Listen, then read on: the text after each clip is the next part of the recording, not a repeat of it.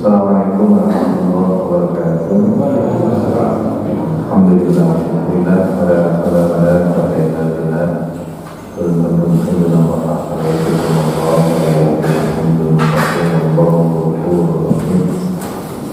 Bapak Ibu yang dirahmati Allah, tiada kata yang pantas dilakukan selain berbagi rasa syukur kehadiran Allah Subhanahu wa Ta'ala yang telah memberi kita hidup banyak kenikmatan, terutama iman Islam, waktu, semangat, niat, hingga nikmat sehat sehingga kita bisa hidup. Pada jemaah sholat maghrib dilanjutkan dengan kajian pada maghrib ini sholat dalam keadaan sehat walafiat semua. Amin. Insya Allah Sabtu depan, 1 Ramadan 2 April kita ketemu dengan bulan puasa, bulan yang sesungguhnya kita nantikan selama dalam kehidupan kita tahun ini, karena di sana akan banyak sekali keberkahan yang bisa kita peroleh, akan sangat banyak berlipat gandahan pahala yang akan Allah berikan kepada kita. Maka bulan Ramadan itu harus kita terima dengan segala kesiapan, dengan kesiapan yang penuh, dengan segala hal yang memang menjadi bagian dari persiapan kita menghadapi Ramadan.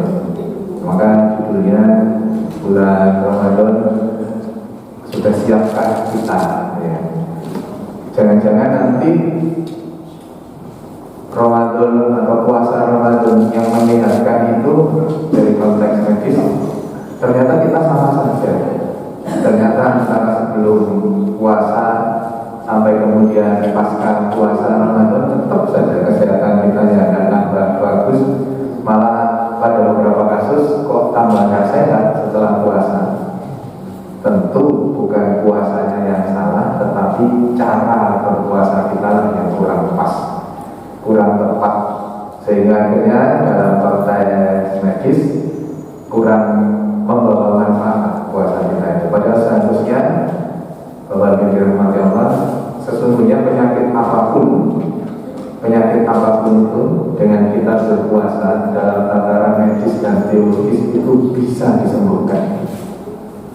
Penyakit apapun dalam tataran medis dan teologis dengan berpuasa itu pasti bisa disembuhkan. Kenapa kok bisa ada statement seperti itu?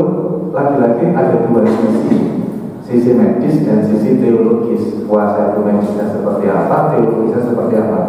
Kombinasi dua hal inilah yang akhirnya bisa menjadi alasan, menjadi landasan untuk bisa mengatakan bahwa kalau puasa kita itu dalam tataran medis dan teologis akan mampu menyembuhkan penyakit apapun itu. Nanti coba kita paparkan satu persatu.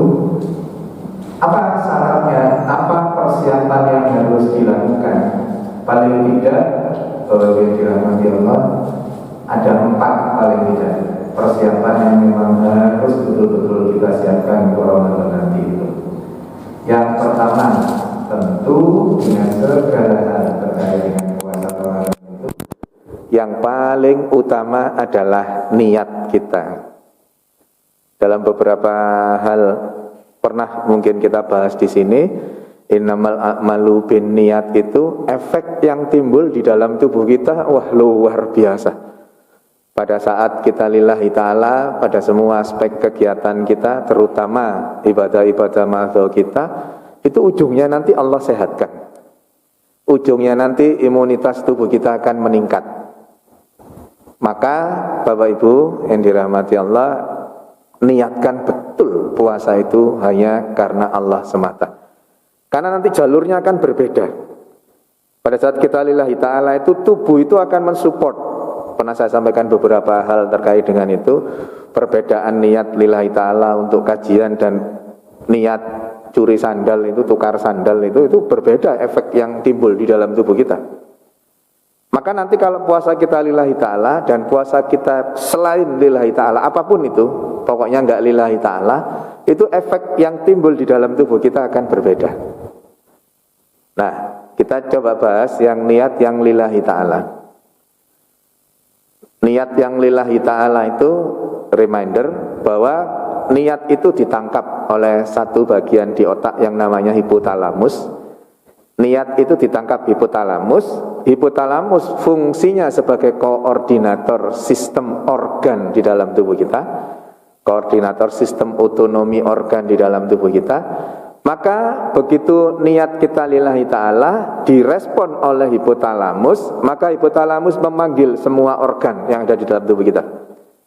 Ginjal dipanggil, lambung dipanggil, liver dipanggil, jantung dipanggil, pendek kata semua dipanggil. Lalu apa manifestasi dari lillahi ta'ala yang kemudian ditangkap oleh hipotalamus dan memanggil organ-organ itu? Contoh satu, misalkan ginjal. Ginjal pada saat dipanggil karena kita meniatkan berpuasa itu pada taraweh, kemudian kita meniatkan untuk puasa Ramadan, ditangkap oleh hipotalamus. Hipotalamus manggil ginjal. Ginjal gitu ya. Besok kita puasa Ramadan, nanti 14 jam kamu nggak dapat asupan makanan, nggak dapat asupan minuman. Sementara tugas ginjal itu harus ada makanan dan minuman yang masuk. Maka kalau dalam kehidupan kita sehari-hari, ya begitu ada makanan, minum, dia berproses, ya, terus kemudian menjalankan fungsinya. Sementara pada saat Ramadan itu, fungsi dalam satu hari itu akan tanda kutip agak terganggu dengan tidak adanya intik makanan maupun minuman selama 14 jam itu. Maka pada saat ginjal itu diberitahu, di warning gitu ya, kita 14 jam loh tidak makan nanti di Indonesia ini, oke. Maka ginjal melakukan apa? Ginjal itu fungsinya kan 3, mungkin reminder lagi. Fungsinya itu men-screening, menyaring, kemudian dari hasil saringannya itu kalau ternyata masih berfungsi untuk tubuh dimasukkan lagi, kalau sudah menjadi racun tidak berfungsi dibuang dalam bentuk buang air kecil kita itu. Jadi ada fungsi screening, ada fungsi ekskresi dan fungsi sekresi. Ginjal itu tugasnya seperti itu memang. Nah, begitu dapat pemberitahuan seperti itu, sementara tugas seharian itu nanti terhenti selama 14 jam karena tidak mendapatkan asupan makanan atau minuman, apa yang kemudian dilakukan ginjal? Ginjal menjalankan fungsinya, menjalankan tugasnya sehari itu, dikumpulkan, dikonsentrasikan, difokuskan pada saat kita sahur itu. Manifestasinya apa? Pada saat kita sahur, ginjal diberitahu tadi malamnya, maka kemudian ginjal menjalankan fungsinya itu secara optimal pada saat sahur itu. Manifestasi yang kita rasakan pada saat kita sahur, kemudian subuhan sampai jam 6, kita nanti akan sering buang air kecil. Kita nanti akan sering pipis. Panjenengan rasakan itu enggak? Dulu barangkali masih enggak paham alasannya gitu ya, enggak paham mekanismenya seperti apa. Wis mbo pokoke posowan itu sahur sampai jam 6 pipis saja gitu ya. Itu adalah salah satu mekanisme dari tubuh kita untuk menyesuaikan kondisi puasa Ramadan, tetapi fungsi-fungsi organnya masih jalan semua. Dan itu syarat mutlaknya adalah lillahi ta'ala. Kalau enggak lillahi ta'ala gimana? Enggak dapat. Hipotalamusnya enggak bisa menangkap sinyal itu. Maka hipotalamus tidak mengkoordinasikan dengan organ-organ yang lain. Ya wis diem saja hipotalamus. Mau ginjalnya itu nanti ada masalah karena enggak ada konsumsi makanan minuman 14 jam. Jam ke-10 misalkan jam 14 sudah enggak karu-karuan tugas ginjalnya. Itu sudah di luar kendalinya hipotalamus. Kenapa? Karena kesalahan kita yang tidak lillahi ta'ala itu. Hipotalamus itu mampu membedakan, mampu mendeteksi kita itu lillahi ta'ala atau enggak. Mampu hipotalamus itu. Selama dalam tataran medis hipotalamusnya itu masih berfungsi. Dalam tataran teologisnya dia berperan sebagai, pernah kami sampaikan, antena yang Allah titipkan kepada tubuh kita, di otak kita, untuk membangun sinyal antara kita dengan Allah. Selama sinyalnya itu baik antara kita dengan Allah, maka fungsi hipotalamus akan berjalan dengan sempurna, mampu memilah tugas-tugasnya tadi itu. Contoh kecilnya ginjal itu tadi.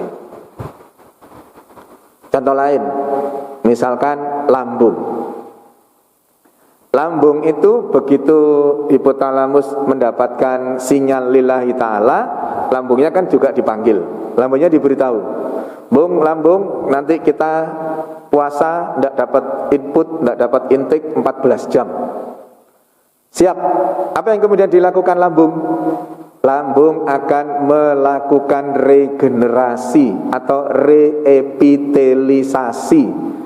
Untuk apa proyek itu? Proyek reepitelisasi itu untuk menyembuhkan mereka-mereka yang sebelum Ramadan itu terkena penyakit gastritis, penyakit MAH, penyakit asam lambung tinggi. Bagaimana mekanismenya? Penyakit MAH itu, Bapak Ibu, terjadi karena adanya robekan, adanya luka pada lapisan yang menyelimuti otot lambung.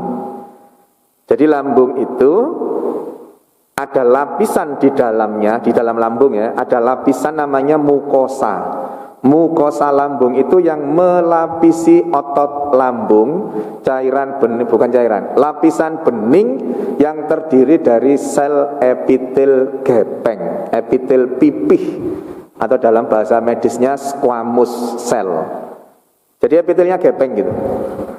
Ibaratnya lapisan gepengnya itu tumpuk 5 gitu ya. Tumpuk 5 persis seperti ini, tembok kita kalau belum di semen itu loh, susunan batu batanya seperti itu persis. Jadi layer-layer gitu itu misalkan ibaratnya 5 lapis. Lapisan mukosanya itu 5 lapis sel squamous ibaratnya. Orang yang sakit MAH itu nggak tahu 1 lapis, 2 lapis, 3 lapis, bahkan 5 lapis. Ada bagian-bagian di mukosanya itu yang luka. Ibaratnya lambung itu dalam satu ruangan gini ya, lambung itu ruangan kan, dari ruangan gitu, itu nanti ada bagian sini yang rusak, lapisannya hilang. Ada yang tinggal 2 lapis, mestinya 5 lapis, ada yang tinggal 2 lapis, ada yang tinggal 1 lapis, bahkan ada yang sudah tidak ada lapisannya sehingga langsung ketemu sama otot lambungnya. Mereka-mereka yang mengalami seperti itu, mereka yang mengalami luka di mukosa lambungnya, pada saat puasa Ramadan yang lillahi ta'ala tumbuh yang disebut dengan reepitelisasi itu. Epitelnya tumbuh kembali. Siapa yang menumbuhkan? Lambung, melalui mekanisme koordinasi dengan hipotalamus tadi itu.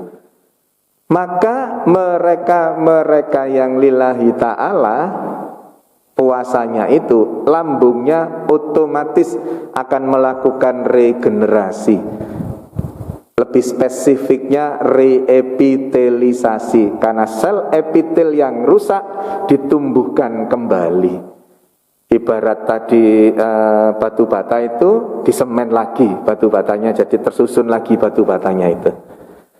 Maka mereka yang lillahi ta'ala, sekali lagi, mahnya sakit lambungnya, asam lambung tinggi, sakit mah itu akan Allah sembuhkan. Mekanismenya melalui reepitelisasi. Syaratnya harus lillahi ta'ala. Maka kalau ada orang yang sakit mah, kok puasa terus kemudian tetap sakit mah, berarti ada yang salah. Salah satu letak kesalahannya adalah di niatnya itu. Karena normatif kalau niatnya lillahi ta'ala akan dibangun kembali layer-layer di lapisan mukosa lambung itu tadi. Allah sembuhkan. Pengalaman kami, pasien-pasien saya itu 4-5 hari sembuhnya. Jadi awal puasa, hari pertama, kedua, ketiga, keempat, itu terjadi reepitelisasi itu masih nyeri, memang masih nyeri. Jadi proses masih nyerinya itu masih ada karena proses tumbuhnya itu. Kemudian hari kelima insya Allah sudah selesai prosesnya itu, selama niatnya benar, sahurnya benar, bukanya benar, sembuh sakit mahnya itu. Jadi kalau ada pertanyaan, saya sakit mah telat makan aja perih, apalagi tidak makan 14 jam, apa enggak tambah sakit? Enggak. Berpuasalah maka insya Allah akan sembuh. Sumutasihu, berpuasa itu akan menyehatkan. Catatannya itu tadi.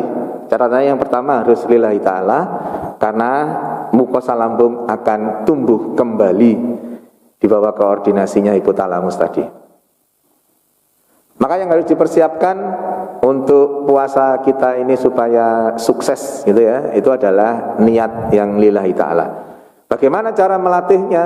Sejak saat ini kita mulai melatih untuk semua aktivitas kita harus ada Allah di sana. Harus lillahi ta'ala. Kenapa? Karena kita memang diciptakan ya untuk beribadah. Wa ma khalaqtul jinna wal insa illa liya'budun. Ya memang kita ini dilahirkan, diciptakan untuk beribadah. Maka semua aktivitas kita harus bernilai ibadah. Bagaimana caranya aktivitas kita bernilai ibadah? Niatkan semua itu lillahi ta'ala. Dalam rangka apa?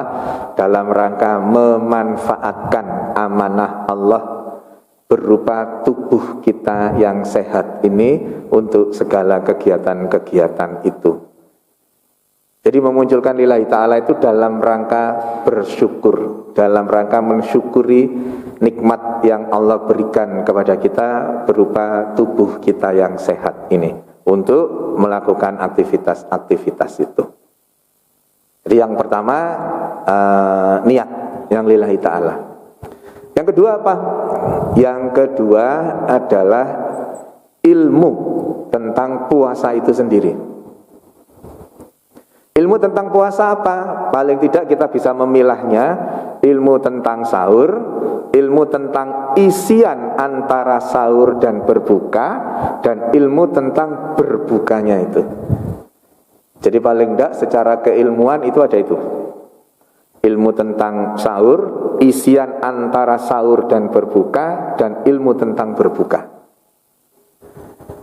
Misalkan ilmu tentang yang membatalkan puasa, misalkan itu ya.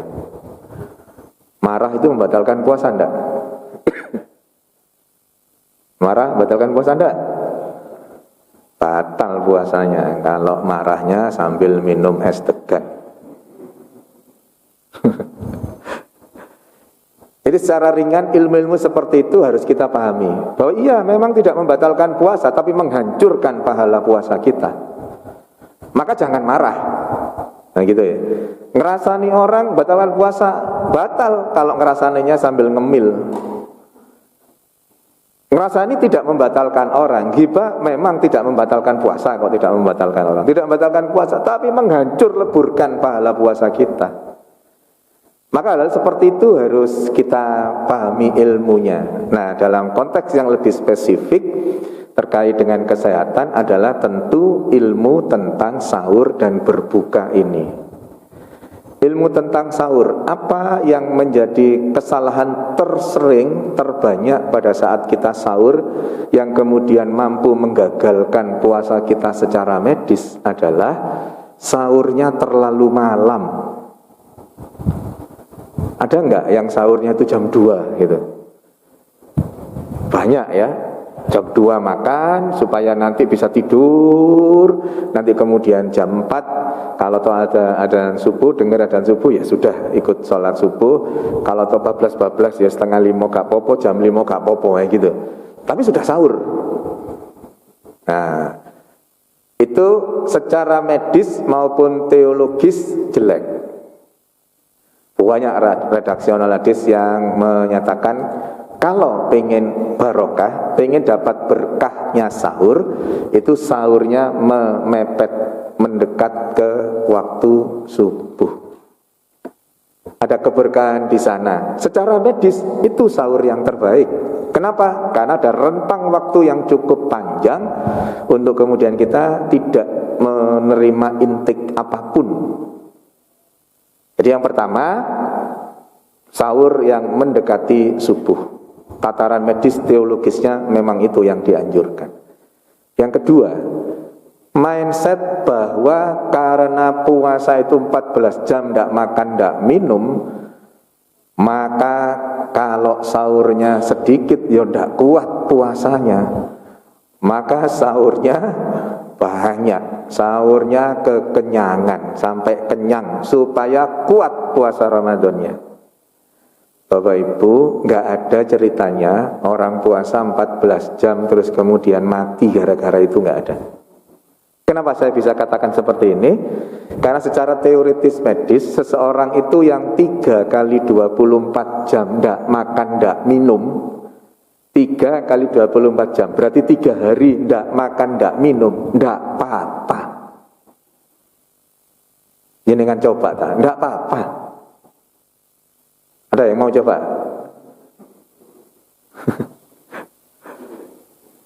Teoritis medisnya, bukti-bukti empirisnya 3 kali 24 jam tidak terjadi apa-apa di tubuh kita. Baru kalau hari keempat sampai kelima itu baru muncul keluhan. Keluhan bukan kerusakan organ, bukan, masih keluhan. Hari keenam baru mulai ada kerusakan organ. Kalau memang tidak ada intake makanan atau minuman apapun, baru muncul kelainan organ di hari ke-6. Kenapa ini perlu kami sampaikan? Karena itu tadi, tidak ada ceritanya. Saudara-saudara kita yang mendekati kutub itu puasanya 22 jam. Ya nggak ada yang mati itu gara-gara puasa. Ya secara berseloroh seperti itu. Yang jelas 14 jam tidak makan, tidak minum itu tidak berefek kepada tubuh kita dan justru menjadi bagian dari tune up tubuh kita dengan berbagai mekanismenya. Salah satunya yang kaitan dengan lambung seperti tadi. Maka sahurnya tidak boleh kenyang. Kenapa? Kulu wasrabu wala tusrifu innahu la yuhibbul musrifin. Silahkan makan dan minum, tapi enggak boleh berlebihan. Enggak boleh kekenyangan, karena Allah benci dengan orang yang berlebihan. Maka sahurnya enggak boleh sampai kekenyangan. Di Al-A'raf itu dikatakan tidak boleh berlebihan. Berlebihannya itu yang seperti apa? Ini kan berlebihannya ini masih kualitatif kan, nisbi kan, abstrak. Disebut berlebihan itu yang kayak apa? Satu piring itu berlebihan enggak? Buat kita mungkin pas ya. Satu piring itu pas, dengan segala lauknya itu pas. Tapi mungkin buat anak-anak kita berlebihan itu satu piring itu. Di sisi lain kalau buat, mohon maaf, para pekerja kasar, kuli bangunan, satu piring itu nyelilit itu. Satu piring itu di pucukan sini dok, ya. Maka ayat itu belum menerangkan secara spesifik bagaimana di orang per orangnya. Maka kemudian Allah jawab, Allah terangkan itu melalui perilaku Rasulnya. Di bukunya Syekhul Islam Ibnu Taimiyah itu dikatakan kalau Rasulullah itu makan, itu tadi kan kualitatif. Seolah-olah Allah ingin mengkuantitatifkan. Apa yang diketerangan di buku itu dikatakan Rasulullah itu kalau makan sepertiga bagian lambungnya berisi makanan, sepertiganya berisi cairan, sepertiganya berisi udara. Oh, sudah ada angka kuantitatifnya. Apakah cukup di situ? Apakah terus kemudian kita setelah makan kemudian ke parahita di endoskopi diperiksa? Oh ya, nasinya, ikannya sudah sepertiga bagian lambung. Ya tentu tidak kan. Maka Allah jawab juga dengan perilaku Rasul. Rasul itu tidak makan sebelum merasa lapar, berhenti makan sebelum kenyang. Luar biasa. Ayatnya belum detail, didetailkan secara angka normatif, kemudian teknisnya pun diatur. Maka yang disebut dengan berhenti makan sebelum kenyang adalah secara teknis kejadian yang kita alami adalah pada saat kita makan, suapan yang kesekian yang kita berbeda masing-masing orangnya Ada yang suapan ke-20, ada kesuapan ke-30, beda masing-masing orang. Tapi batasannya sama pada saat kita merasa mulai kenyang. Gambarannya seperti apa? Ya pada saat kita makan terus kemudian mulai nek perut kita. Pasti panjenengan nanti bisa membedakan itu. Mulai stop. Yaitu harus berhenti. Yaitu porsinya sepertiga bagian kita berisi makanan, sepertiga lambung kita berisi makanan. Pertanyaan lanjutannya, kenapa kemudian Islam ini mengatur secara detail terkait dengan pola makan, makanan dan seterusnya itu? Karena di hadis sahih yang diriwayatkan oleh Muslim itu dikatakan bahwa sebagian besar penyebab penyakit di tubuh seseorang itu adalah perut. Penyebab tersering dari penyakit-penyakit yang diderita oleh seseorang itu adalah perut. Perut ini Bapak Ibu, kalau secara anatomi, perut ini isinya macam-macam. Ginjal itu ya di perut, liver ya di perut, kandung kemih ya di perut, rahim ya di perut. Tetapi tentu yang dimaksud perut di sini itu adalah saluran pencernaan. Maka kalau kita mampu meramu ayat tadi dengan gaya hidupnya Rasulullah tadi itu, hal terkait dengan penyebab tersering dari gangguan di tubuh kita adalah perut, saluran pencernaan, selesai sudah kita. Kita maka akan dihindarkan oleh Allah dari segala macam penyakit selama kita mampu menjaga perut kita itu, mampu menjaga pola makan kita, mampu menjaga jenis makanan kita, mampu menjaga seberapa jumlah makanan yang masuk ke dalam lambung kita. Runutannya seperti itu.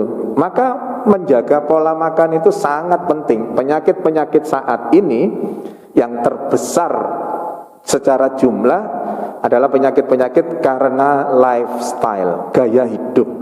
Gaya hidup yang paling berperan adalah pola makan. Maka Islam mengatur secara detail pola makan itu. Jadi sekali lagi pada saat sahur, sahurnya itu ya sudah sesuai dengan sepertiga bagian tadi itu. Tidak usah kenyang-kenyang. Nanti kalau kenyang ada bagian dari makanan kita itu yang tidak dicerna dengan baik. Dan itu menimbulkan proses fermentasi, pernah saya sampaikan. Fermentasi nanti muncul gas, muncul asam. Asam itu sifatnya korosif, menggores lambung kita. Maka kalau kita terlalu sering makan makanan berlebihan atau kekenyangan itu, yang semula kita tidak sakit mah, dengan pola yang seperti itu kita akan kena sakit mah. Dari asam yang diproduksi karena makanan kita yang tidak dicerna dengan baik, yang menimbulkan proses fermentasi, yang hasil proses fermentasinya itu berupa asam dan gas. Maka sahurnya tidak boleh kekenyangan. Kesalahan berikutnya terkait dengan sahur dan sekitarnya adalah tidur setelah sholat subuh. Alhamdulillah di sini nggak ada yang tidur setelah sholat subuh ya. Nggak ada kan? Nggak ada Ustaz ya? Nggak ada sini. Nggak ada bedanya sama jamaah lain. Insya Allah nggak ada di sini. Setelah paham bahwa sama medis sama teologis itu yang harus dipadukan. Tataran teologisnya, orang-orang yang tidur setelah sholat subuh itu orang-orang yang jelek. Tataran medisnya, orang-orang yang tidur setelah sholat subuh, apalagi pada saat Ramadan ini, efeknya itu menyakitkan, efeknya tidak menyehatkan tubuh kita. Apa efek yang timbul yang paling sering adalah efek di lambung.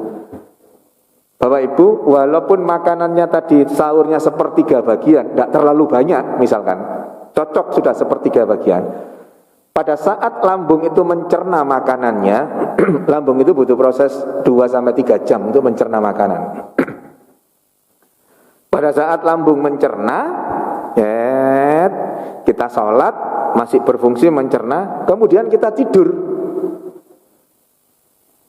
pemiliknya tidur, maka lambungnya kerjanya juga ikut turun.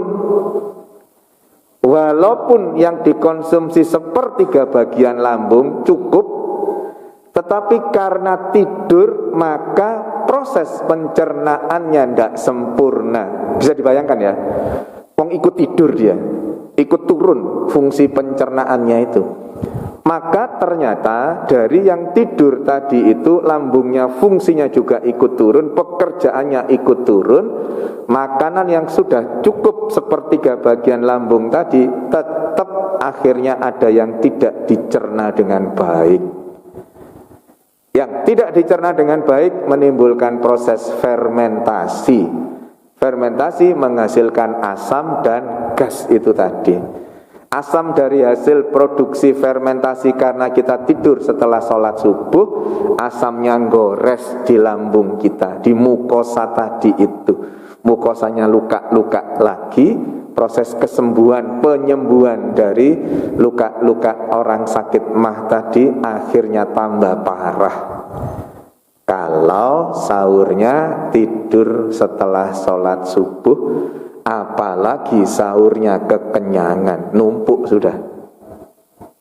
Kerusakan yang terjadi di lambungnya sudah akan semakin besar.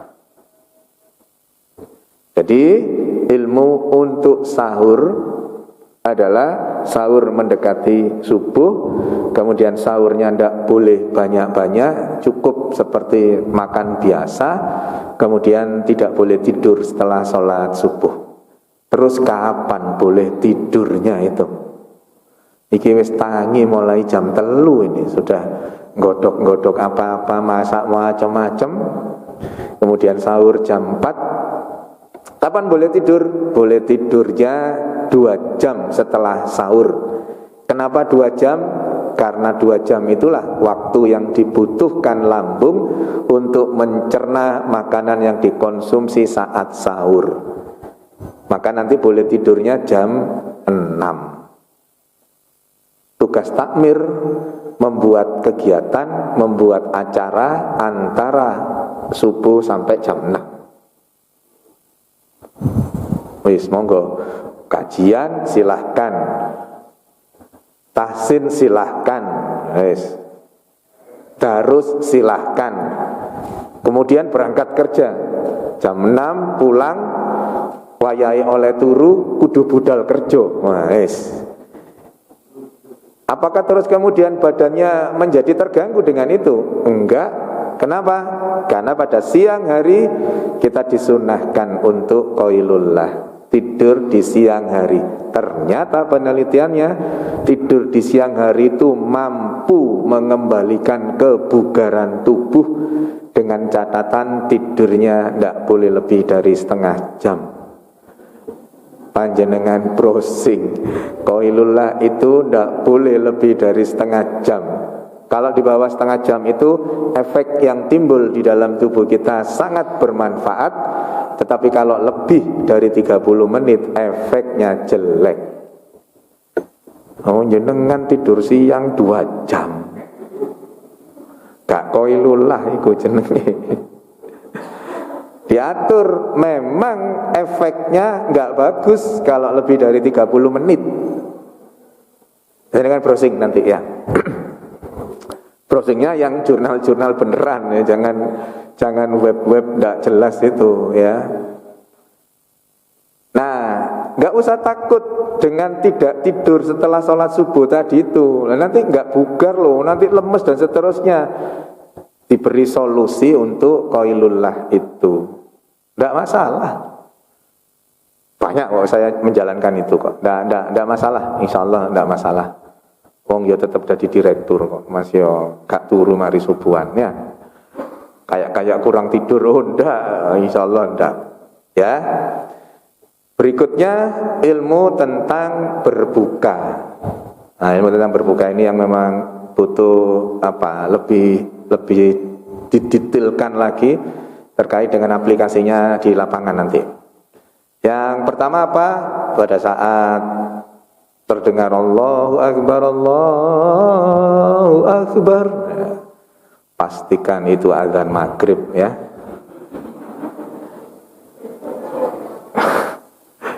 Sama loh, adzan duhur sama kan ya, adzan asar sama, adzan HP sama juga ya. Guyonannya pastikan bahwa itu adzan maghrib. Nah, kemudian batalkan puasa kita, berbuka dengan minum dan makan kurma atau kurma dan minum. Nah, sesuai dengan tuntunannya Rasul. 3, 5, 7 pokoknya ganjil. Sampai saat ini saya belum menemukan apakah ada perbedaan manfaat di dalam tubuh kita makan kurma 3 dan kurma 4. Makan kurma 4 dan kurma 5, apakah ada perbedaan di dalam tubuh kita manfaatnya itu? Yang jelas berdasarkan keimanan yang kita miliki, makan kurma 3 pasti lebih baik dibandingkan makan kurma 4. Makan kurma 5 pasti lebih baik dibandingkan makan kurma 8. Jelas itu. Tetapi alasannya apa, itu yang sampai sekarang paling tidak saya belum menemukan. Tetapi dengan keyakinan kita pasti makan kurma ganjil itu lebih baik dari makan kurma genap. Nah, maka terus kemudian pada saat azan maghrib itu kita konsumsi kurma kita 3, 5 atau 7. Itu tuntunan Rasul. Menjadi salah ketika disambung sama tahu isi. Menjadi salah ketika disambung sama OTOT. Pertanyaannya, pertanyaan pertama gini, apakah ada pengganti untuk kurma itu? Enggak ada. Harus kurma. Konsekuensinya apa kalau harus kurma? Konsekuensinya Allah harus menyiapkan kurma itu cukup untuk orang seluruh dunia. Dan itu sudah terjadi. Sudah terjadi sejak dulu kala. Orang-orang kita yang di Indonesia ini aja, di Sidoarjo ini tidak akan kesulitan mencari kurma. Sebagai konsekuensi logis dari disunahkannya kurma yang tanpa pengganti itu. Bisa dipahami ya? Nah, kemudian kurma itu melimpah. Panjenengan yang pernah lihat pohon kurma itu, satu kurma buahnya bisa puluhan ribu. Bahkan sekarang kurma itu bisa tumbuh di Pasuruan. Ada yang pernah makan kurma yang di Pasuruan itu? Saya enggak pernah, enggak tahu. Mungkin rasanya entah lebih manis atau lebih apa gitu ya. Kan yang jelas berbuah kan di sana.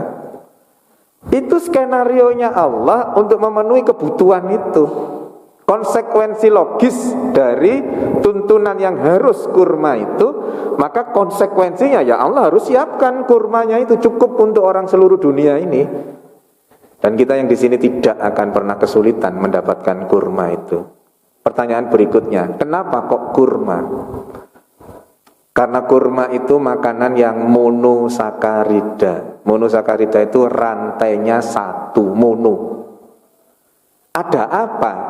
Kok disunahkan buka itu pakai monosakarida itu? Bapak Ibu, pada saat kita puasa tadi itu 14 jam tidak makan, 2 jam di depan dipakai lambung untuk mencerna setelah sahur tadi, 2 jam mencerna, maka ada 12 jam waktu yang lambung itu diam saja, tidak terisi oleh makanan dan minuman apapun. Maka ibaratnya lambung tadi ini istirahat, tidur. Apa yang dilakukan lambung selama istirahat tidur tadi? Reepitelisasi tadi, menumbuhkan sel-sel epitel tadi, regenerasi sel tadi itu. Yang lapisan mukosanya yang batu bata tadi itu, luka-luka itu ada yang hilang-hilang di beberapa tempat, ditumbuhkan kembali. Itu masa istirahatnya lambung itu yang dilakukan oleh lambung itu.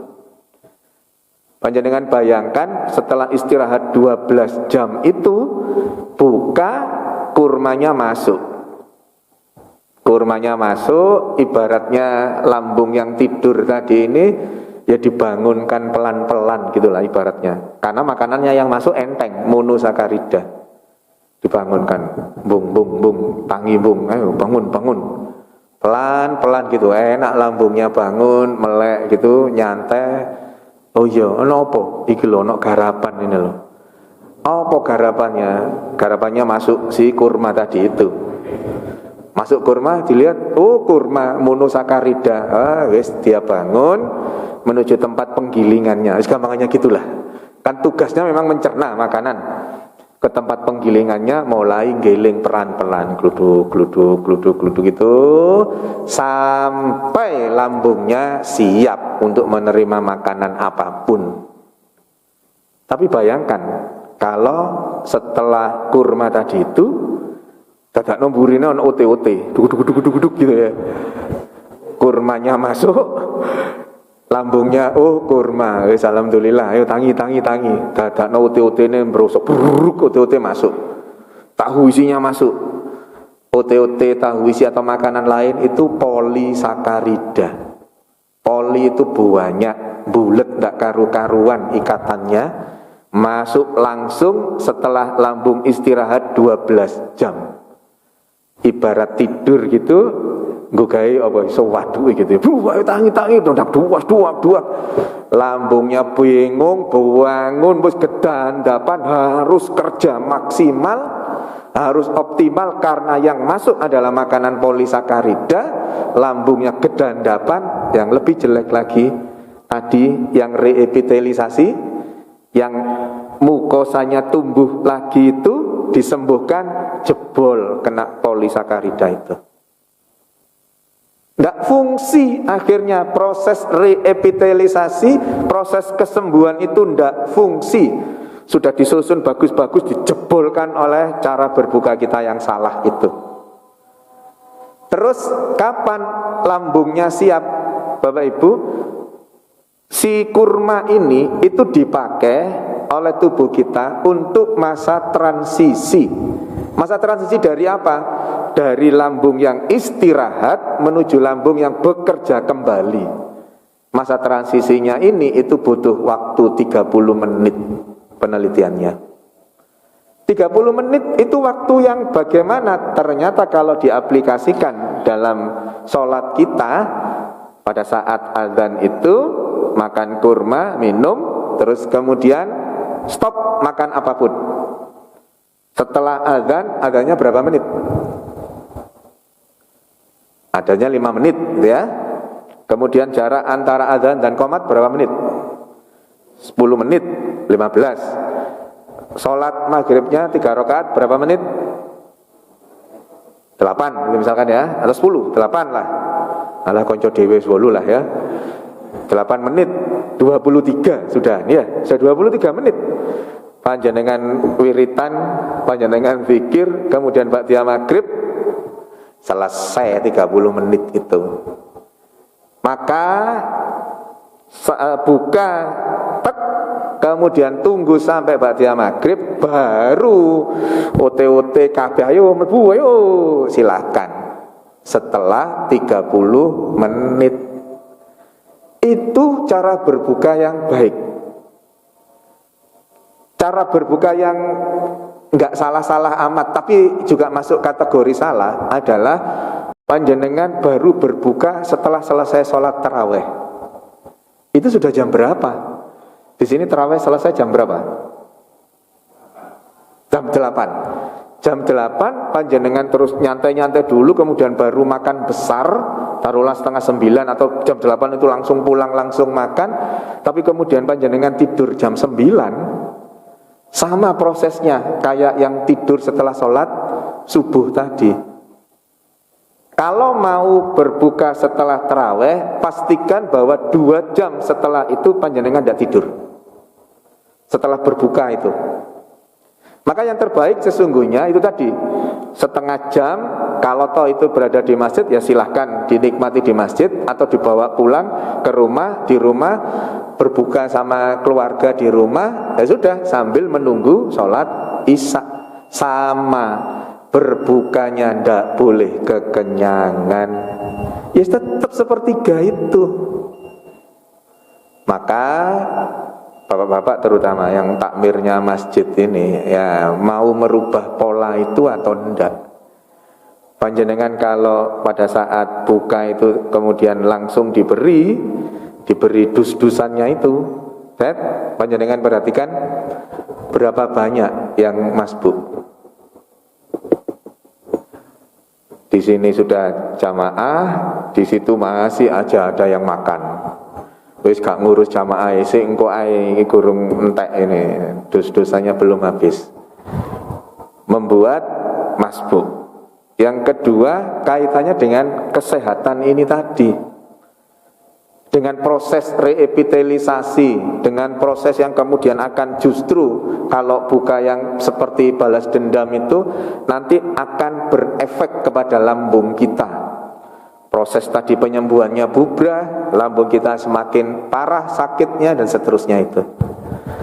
Kalau terus kemudian diberikan pada saat setelah atau pada saat ba'da maghrib itu takmirnya yang kemudian kalau di tempat saya azan itu ya kurma sama air, kemudian tidak diberi apa-apa sampai pada saat sunnah itu di sampingnya takmir yang ngasihkan, di sampingnya pada saat sholat itu loh, ditaruh sampingnya gitu. Wah nanti lah sholatnya tidak kusuk ini sambil ngelihat dus-dusan di sampingnya, insya Allah tidak lah. Terus kita tahu lah dianukan itu di samping-sampingnya. Maka itu pembelajaran kalau sholat maghrib di bulan Ramadan itu dengan adanya berbuka itu harus sampai ba'diyah maghrib. Itu pembelajarannya. Dididik para jamaah itu untuk menyelesaikan sampai sholat sunnahnya. Manfaat teologisnya dapat, manfaat medisnya Allah sehatkan, lambung yang sakit tadi Allah sembuhkan. Maka penyakit-penyakit apapun insya Allah akan sembuh dengan berpuasa itu. Ujung rambut sampai ujung kaki akan sehat selama niatnya lillahi ta'ala, sahurnya benar, bukanya benar. Lalu kok bisa penyakit apapun bisa sembuh? Ya, selain mekanisme karena puasa yang menyehatkan itu, ada mekanisme medis. Puasa menyehatkan itu, ada mekanisme lain, mekanisme teologisnya. Apa itu? Orang berpuasa ini endingnya apa? Ya ayyuhalladzina amanu kutiba alaikumusiyam kama kutiba alal ladzina min qablikum la'allakum tattaqun. Inputnya orang-orang yang beriman, prosesnya berpuasa, outputnya orang-orang yang bertakwa. Apa efek dari orang yang bertakwa secara teologis? Secara medis orang yang bertakwa itu akan Allah sehatkan. Kok bisa? Ya, di Ali Imran 134 alladzina yunfikuna fis sarai wadh-dharra wal kadhiminal ghaidh wal 'afina 'anil nas. Itu ciri-ciri orang yang bertakwa itu sehat semua, tiga ciri itu. Orang yang menafkahkan hartanya di saat lapang maupun sempit, orang yang menafkahkan hartanya di jalan Allah saat lapang maupun sempit, orang yang mampu menahan amarah, orang yang bisa memaafkan kesalahan orang lain. Itu ciri-ciri orang bertakwa yang itu menyehatkan semua. Nah, ending teologisnya orang yang bertakwa itu apa? Man kana yu'minu billahi wal yaumil akhir wa may yattaqillaha yaj'al lahu makhraja wa yarzuqhu min haitsu la yahtasib. At-Tolak ayat 2 akhir dan 3 awal. Barang siapa yang man kana yu'minu billahi wal yaumil akhir, orang yang percaya pada Allah dan hari akhir, wa may yattaqillaha, bertakwalah, jadilah orang yang mutakin. Jadilah orang-orang yang bertakwa sebagai produk dari puasa yang dijalankan. Maka apa yang kemudian Allah berikan? Allah akan memberi solusi, Allah akan memberi jalan keluar dari permasalahan yang dimiliki. Masalahnya apa? Penyakit A sampai Z apapun itu sudah Allah akan beri solusi dengan Allah sembuhkan penyakit itu. Wa idza maridtu fahuwa yasfin. Allah sembuhkan. Komanya kemudian apa? Kemudian Allah memberi rezeki dari arah yang tidak disangka-sangka. Rezekinya berupa kesehatan yang optimal itu. Maka Bapak Ibu yang dirahmati Allah, selalu ada dua sisi itu. Puasa tinjauannya ya sisi medis, sisi teologis. Medisnya seperti itu tadi, ujung rambut sampai ujung kaki akan tersehatkan. Teologisnya Allah akan selesaikan penyakit-penyakit apapun pada saat kita keluar sebagai orang-orang yang mutakin, karena proses puasa yang kita jalankan itu. Jadi Bapak Ibu yang dirahmati Allah, kita semua berharap kita siap dengan segala hal. Persiapan-persiapan itu sudah kita lakukan untuk menghadapi puasa Ramadan nanti, sehingga pada saat Ramadan itu kita meniatkan lillahi ta'ala, kita punya ilmu tentang itu semua, dan kemudian kita bisa menjalankannya puasa Ramadan itu dengan baik. Endingnya kita semua berharap kita keluar sebagai bagian dari orang-orang yang muttaqin itu. Amin. Saya kira itu yang bisa saya sampaikan. Semoga ada manfaatnya. Mohon maaf kalau ada sesuatu yang kurang berkenan. Mari kita tutup dengan hamdalah dan doa kafaratul majelis sama-sama. Alhamdulillahirabbil alamin. Subhanakallahumma wa bihamdika asyhadu an la ilaha illa anta astaghfiruka wa atubu ilaik. Nasrun minallah wa fathun karim wa basyiril mu'minin. Wassalamualaikum warahmatullahi wabarakatuh.